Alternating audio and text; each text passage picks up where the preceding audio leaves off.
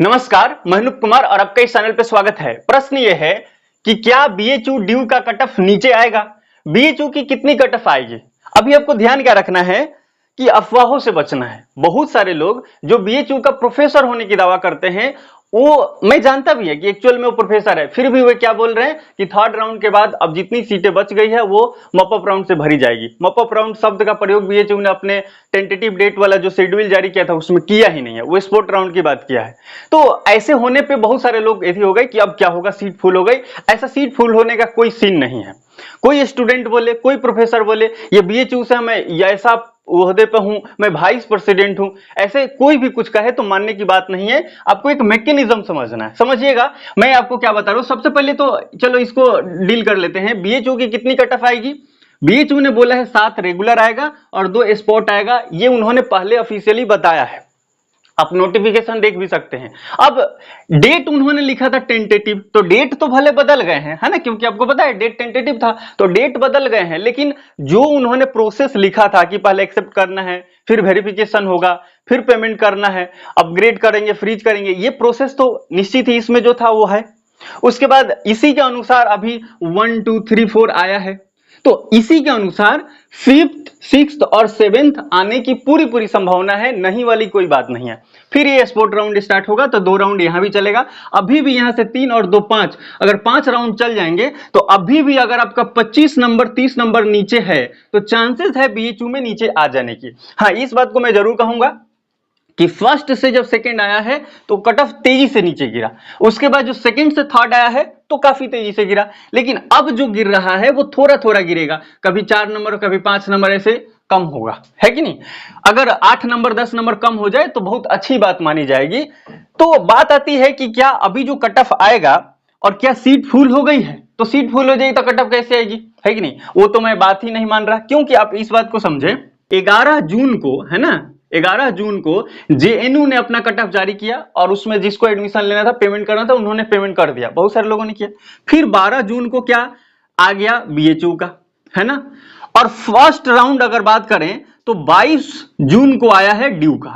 अब आप यहां ध्यान दीजिएगा, यहां इस तीनों यूनिवर्सिटीज में मैक्सिमम स्टूडेंट कॉमन होते हैं, तो जो कॉमन थे वहां तो ये चले गए फर्स्ट राउंड में, 11 जून को ही चले गए जेएनयू, वहां उन्होंने पेमेंट कर दिया। बीएचयू में उनका कट ऑफ लगा, जो जिनका जेएनयू में लगा था वो बीएचयू में पेमेंट नहीं किए, ये नेचुरल सी बात है, क्योंकि उनका हो गया तो कहेंगे कि अब क्यों पेमेंट करें।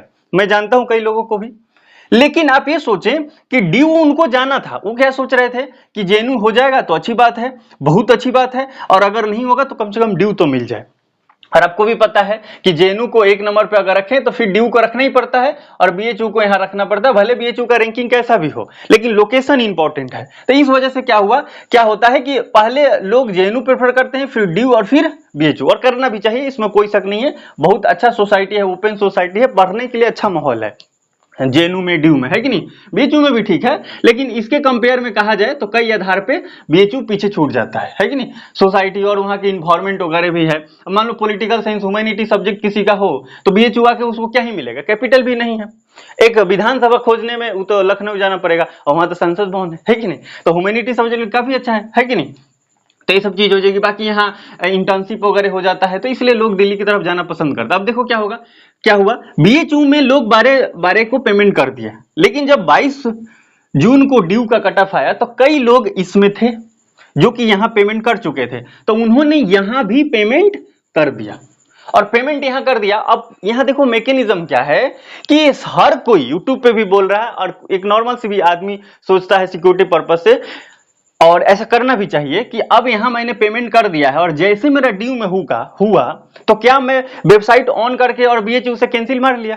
ऐसा नहीं हुआ। हर किसी ने क्या कहा, और नेचुरल तरीके से अगर देखा जाए तो लोग क्या सोचेंगे, इसका तो ऐसे भी पेमेंट इतना जल्दी नहीं आने वाला है, 2-3 महीने लग जाएंगे।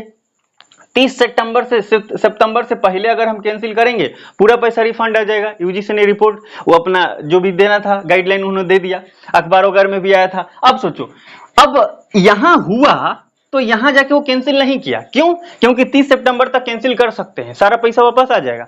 उसके बाद क्या है, फिर एक चीज होता है ना सिक्योरिटी पर्पज से कि अगर हम ड्यू में चले जाएंगे वहां ऑफलाइन वेरिफिकेशन करा लेंगे फिर यहां कैंसिल करेंगे। मैं खुद कई वीडियो में बोला हूं और सारे लोग बोलते हैं, कि वहां पहले देख लो, नहीं तो पता चले ना घर का रहे ना घाट का, है कि नहीं। तो लोगों ने ऐसा किया। अब आप सोचो फर्स्ट राउंड में जिसका जिसका एडमिशन हुआ है, फर्स्ट राउंड में काफी सीटें भरी गई ना, काफी क्या माने हर पे आता है, पूरे जितना सीट होता है सब पे लोगों को अलोकेशन भेजा जाता है, मैक्सिमम लोग उसमें पेमेंट कर देते हैं, है कि नहीं। तो जो लोग जेएनयू चले गए थे उनका सीट खाली हुआ तो दूसरा कट ऑफ बना, है ना। दूसरा कट ऑफ पे, सेकंड कट ऑफ पे, बीएचयू के सेकंड कट ऑफ पे ड्यू का कोई प्रभाव नहीं है।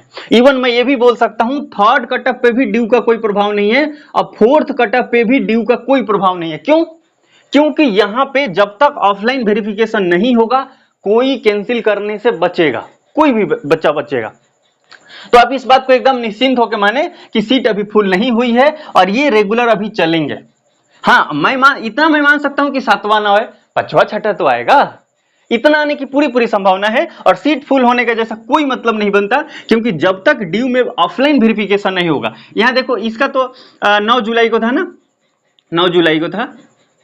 तो जब ड्यू का ऑफलाइन वेरिफिकेशन हो जाएगा फिर स्टूडेंट यहां बीएचयू में कैंसिल करेंगे, फिर सीट खाली होगी, फिर नीचे आएगा। ये हर किसी के साथ होगा। एक हैदराबाद सेंट्रल यूनिवर्सिटी का एक इसमें थोड़ा सा मैकेनिज्म समझते हैं क्या है।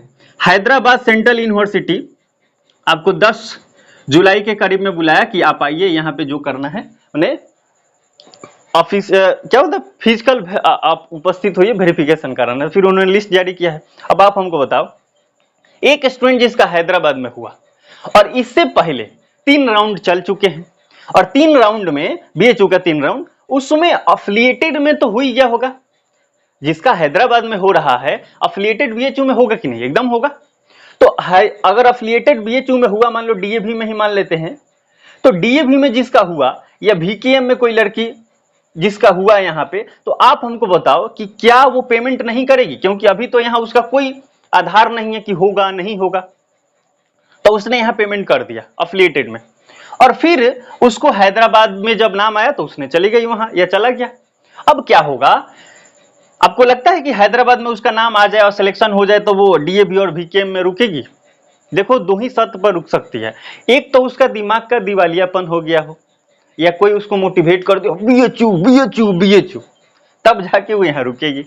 समझदार अगर इंसान हो तो Hyderabad central university main campus में जाएगी। मैं तो यहां कहता हूं कि इस यूनिवर्सिटी यहां ये एफिलिएटेड कॉलेज में रुकने से अच्छा है सेंट्रल यूनिवर्सिटी हरियाणा, पंजाब, गुजरात यहां चले जाएं। अरे साउथ बिहार भी बढ़िया होगा यार है ना। मैं बनारस में हूं तो मैं जानता हूं ना। हाँ ठीक है, पढ़ाई लिखाई सब होता है, एक वीडियो भी मैंने बनाया है, ये वाला आप देख सकते हैं। तो इसमें मैंने कई तरीके से समझाया, सब कुछ बढ़िया है। लेकिन हैदराबाद, चलो साउथ बिहार को एक बार दरकिनार भी कर सकते हैं, लेकिन हैदराबाद को नहीं कर सकते। अफिलिएटेड कॉलेज और हैदराबाद में अगर चुनाव करना हो तो कोई भी इंसान हैदराबाद जाएगा, क्योंकि वहां मेन कैंपस है ना। तो अब क्या होगा? हैदराबाद में यहां लग गई लिस्ट। अब यहां जब कंफर्म हो गया तो फिर यहां से स्टूडेंट कैंसिल मारेंगे। इस वजह से क्या होगा? बीएचयू की कट ऑफ दिन प्रतिदिन वो नीचे धीरे धीरे जाएगा, मोए मोए मोए मोए करते हुए। आप इस बात को निश्चित मान के चलें, ये कट ऑफ और भी आएगी आपका।